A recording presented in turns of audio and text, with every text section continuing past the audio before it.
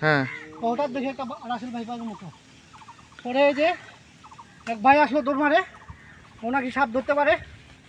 এখন সাপ দর্শক আপনারা দেখছেন এখানে একটি সাপের দেখা মিলেছে, আসলে কি সাপ এখনো দেখা যাচ্ছে না।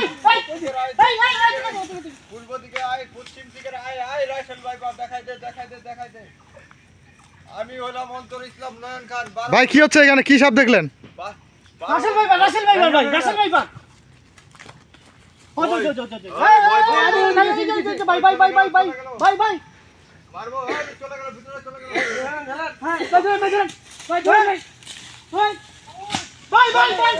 দর্শক দেখছেন তারা কিন্তু মারার চেষ্টা করছে, আসলে কি সাপ এখনো দেখা যায়নি। দর্শক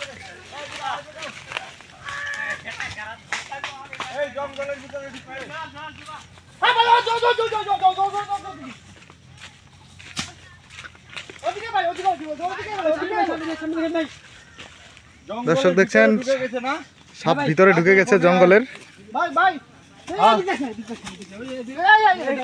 ওকে আমি বস করব, ওকে এই মুহূর্তে চারপাশে আমি ওকে ঘেরাও করে। এই দেখিস ওরে সাপটা ঢুকছে কিন্তু। না সমস্যা নাই, আমার কিছু আছে, ওষুধ বটি আছে।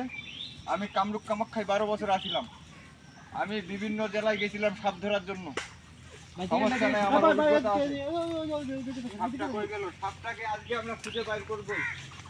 দর্শক মণ্ডলী ভিউয়ার্স, আমরা এখন আছি না না না না না ভিতরে আছে সাপটাকে চারিদিকে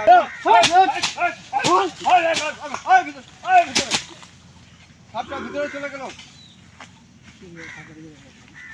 সাপটা দেখছে কে সাপটা?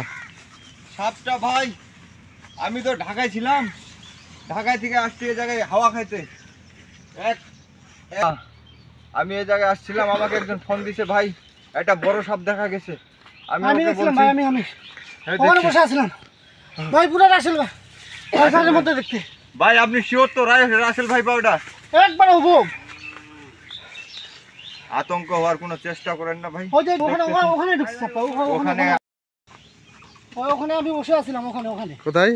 ওই যে ওই জায়গায় ওই যে গরুটা আছে, ওই যে বনে ওখানে বাতাস খাচ্ছিলাম। হ্যাঁ হঠাৎ দেখে একটা রাসেল ভাইপারের মতো পরে এই যে এক ভাই আসলো দৌড় মারে, ও নাকি সাপ ধরতে পারে। এখন সাপটা তো ওইদিকে গেল, ও দেখছে অবশ্যই। সাপটা দেখতে কিরকম? দেখতে ঠিক রাসেল ভাইপারের মতো। অনেক লম্বা ছিল নাকি? ভাই আপনিও তো দেখলেন। আমি তো দেখছি ওই ওদিকে গেছে, ওদিকে ওই মুড়া ওই জঙ্গলের ভিতর দৌড় দিছে। রাসেল ভাইপার মতোই লাগতেছে, নীল কালার, নীল সবুজ।